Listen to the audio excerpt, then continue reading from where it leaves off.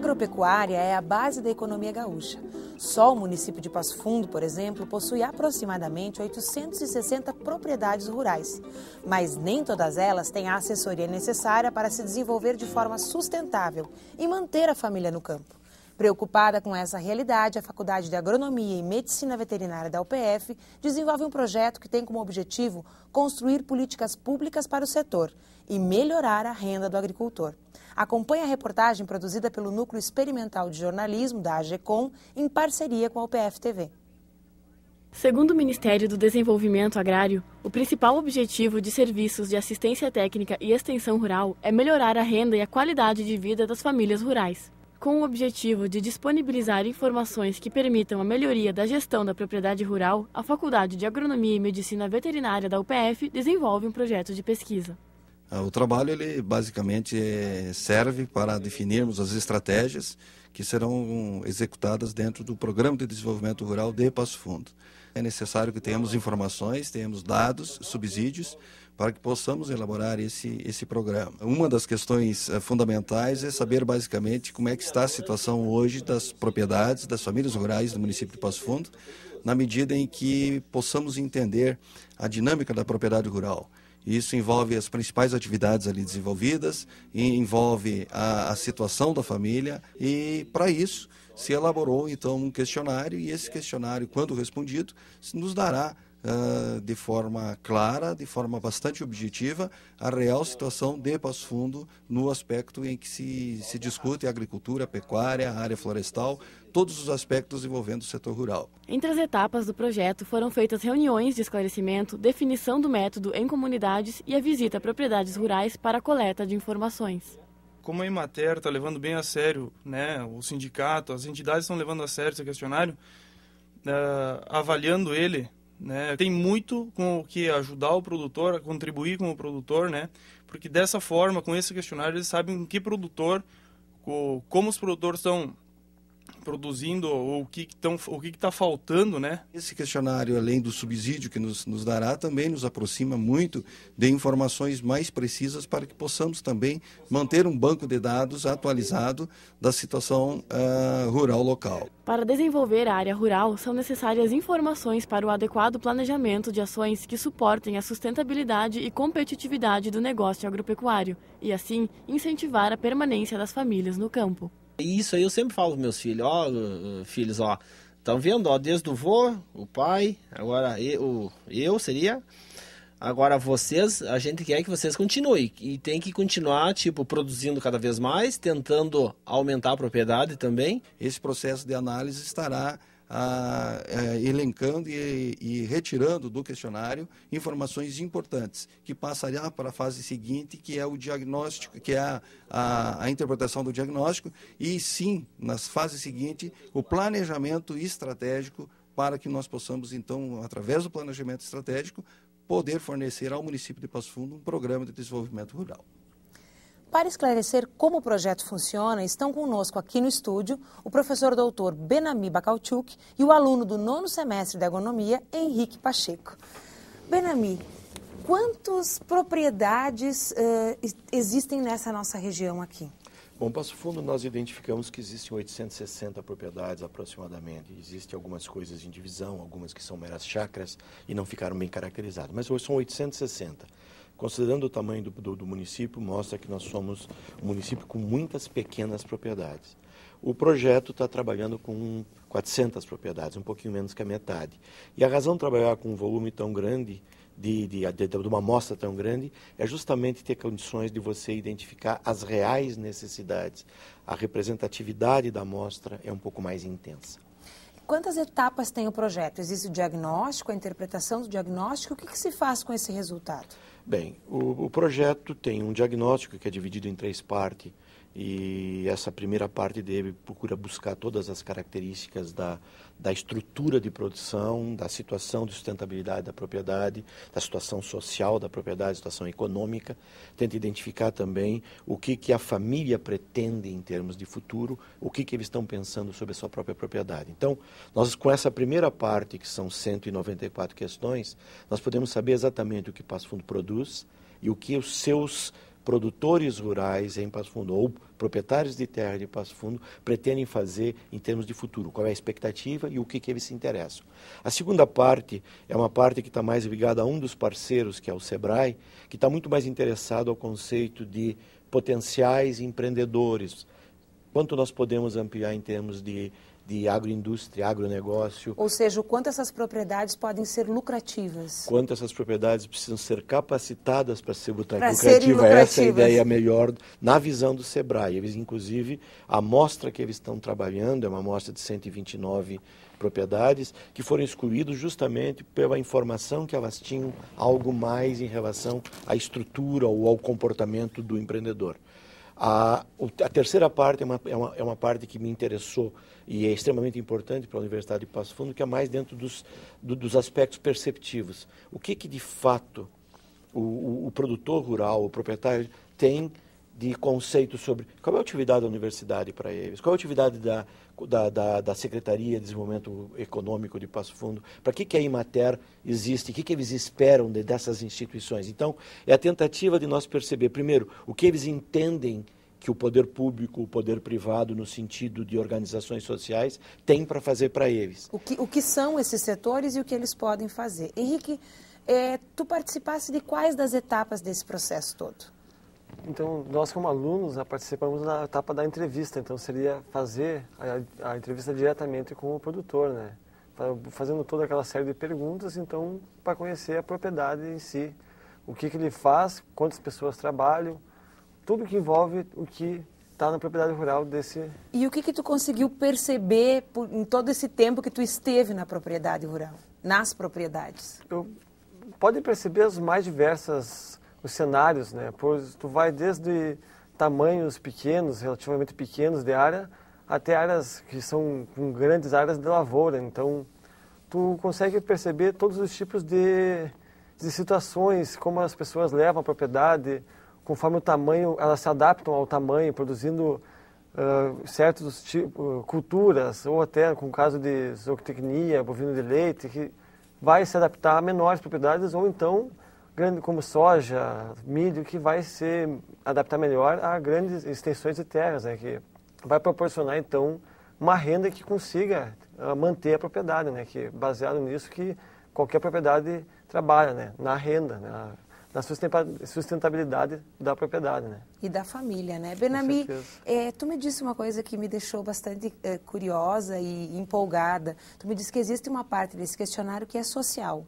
Às vezes a gente imagina que a vida do homem do campo é de um jeito, mas de fato a gente não tem esse conhecimento. O que é que tu já conseguiu perceber dessas questões sociais e que tipo de questões são essas? Bom, primeiro, professora Bibiana, nós temos que olhar dentro de um aspecto, a visão, a percepção que a sociedade tem do mundo rural de Passo Fundo. Nós ainda imaginamos Passo Fundo como uma região agrícola produzindo grãos.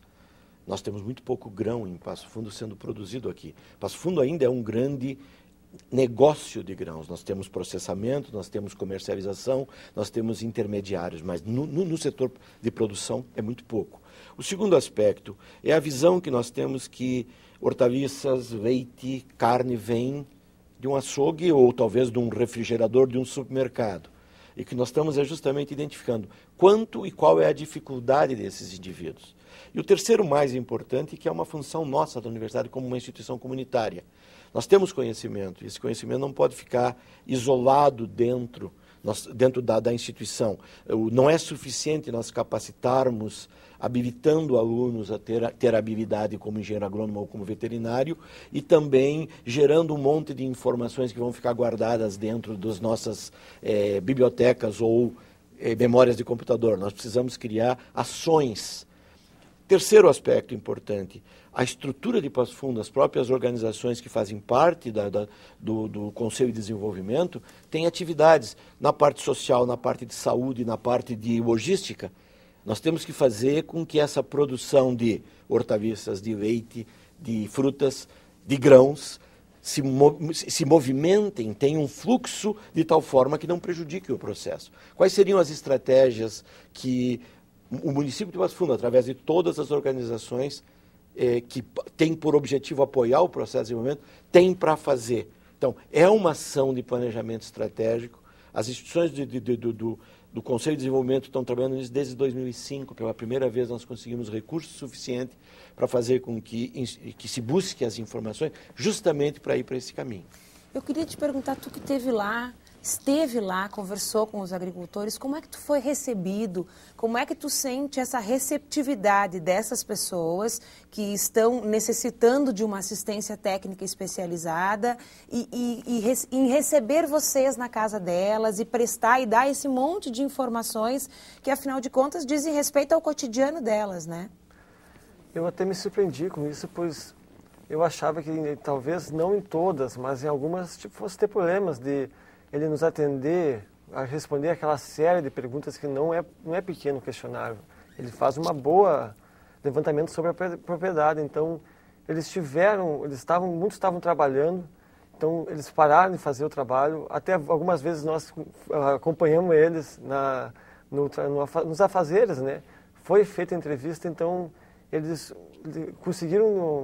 viram que é para o bem deles. Eles viram que muitos deles aceitariam uma maior frequência de assistência técnica. Então, eles sabem que, através desses trabalhos, que vão trazer esses benefícios para eles. Então, eu acho que eles souberam captar isso e ver que é para o bem deles. Então, receberam todos nós de uma maneira excelente, sempre muito bem sendo tratados. Eu acho que isso é um ponto que eu me surpreendi muito desse trabalho, foi de conhecer melhor e ver como que moram nessa parte da zona rural são pessoas que estão em busca desse desenvolvimento, né? Então aceitam esse tipo de iniciativa, que foi o que a maioria de nós vimos, né? Benami, qual é a principal dificuldade que esses produtores rurais de pequeno porte, que tu diz que é a maioria, são quase 90% das propriedades, né? Quais são as principais dificuldades que eles enfrentam? Bom, primeiro é logístico mesmo. Como é que eles saem da propriedade, com que rodovias nós temos para poder... Existe um plano que o município se propõe nos próximos 10 anos a fazer 10% do melhoramento das estradas por ano. Mas nós estamos falando de 16 comunidades. Se nós botar em quilômetros, talvez nós estamos falando de 5, 6 mil quilômetros de estradas, que tem que ser realmente... Esse ritmo tá lento. Eu acho que é pouco, mas talvez agora com a informação tu consegue acelerar. O segundo aspecto é a informação. Nós não sabemos da existência dele, apesar de existir instituições. Nós falamos, existe muita gente desassistida. Na verdade, existe muita gente desconhecida. E mesmo assim, nós temos na Emater, no Sindicato Rural, no Sicredi, na Prefeitura, um grupo incrível de pessoas que conhecem detalhes da nossa comunidade. Na Emater, o coordenador do escritório municipal, ele sabe por nome todos os 400 produtores que nós identificamos, e eu tive a maior dificuldade de fazer ele não escolher, tinha que ser sorteio, porque ele conhece todos os 860 ele sabe aqueles que vão ter informações mais interessantes. E é impressionante quanto isso ajuda, mas nós não temos capacidade de execução. Então nós precisamos fazer treinamento, nós precisamos capacitar, o mesmo o Sebrae quer capacitá-los para serem empreendedores, para se organizar, para gestão, para mercado. Nós temos que começar a promover esse mundo. Passo Fundo ainda não sabe que é uma cidade que tem uma diversidade. Nós produzimos frutas, nós produzimos hortaliças, nós produzimos e processamos carne de suínos, carne de gado. Nós temos uma excelente produção leiteira, mas a visão urbana é que Passo Fundo é uma cidade que produz soja. E talvez não tenha nem 10% da renda do produtor rural como investido em soja. Bom, nós vamos fazer um rápido intervalo, mas voltamos daqui a pouquinho para continuar falando sobre esse trabalho especial voltado para o campo, produtor rural e para a qualidade de vida desse produtor e a produtividade em Passo Fundo. A gente volta já já.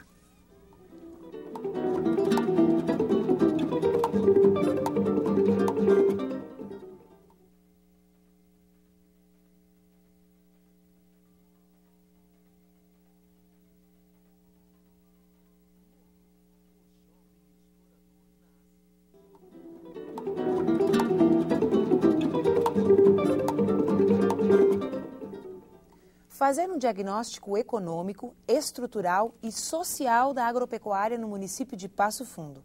Essa é a proposta de um projeto desenvolvido pelos cursos de Agronomia e Medicina Veterinária da UPF. A principal preocupação do grupo que desenvolve a pesquisa é, a partir desse diagnóstico, melhorar as condições de produção no campo e, consequentemente, a vida do agricultor. Estão conosco no estúdio para falar mais sobre esse assunto o professor doutor Benami Bacalchuk e o aluno Tiago Rupental. É isso, Tiago? Acertei o sobrenome? Isso, acertou.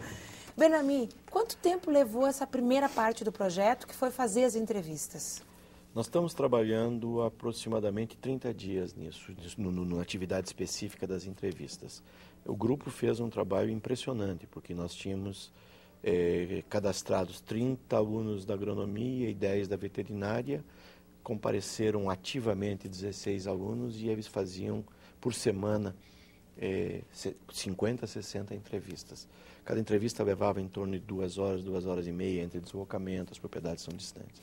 Então, e o planejamento disso levou, na verdade, começamos em abril a construir o questionário, mas o que antecedeu, que foi mais importante, e por isso foi eficiente, por isso a boa vontade dos produtores, como a pergunta que tu fizesse anteriormente, foi o fato de que digamos assim, a comunidade está integrada nos conselhos, nos conselhos locais, ou pelo menos nas associações comunitárias, as 16 associações lideradas pelo sindicato, pela Imater, e eles se prepararam. Nós participamos previamente de diversas visitas às comunidades e as lideranças discutiram, e foram raros os produtores que fizeram isso sentindo que estavam sendo espionados. Na verdade, eles queriam, porque compreenderam a importância do projeto. Eu pergunto porque, às vezes, esse é um processo que ele não acontece da noite para o dia. Ou seja, qual é a perspectiva? Quanto tempo esse projeto vai levar para dar a volta? Ou seja,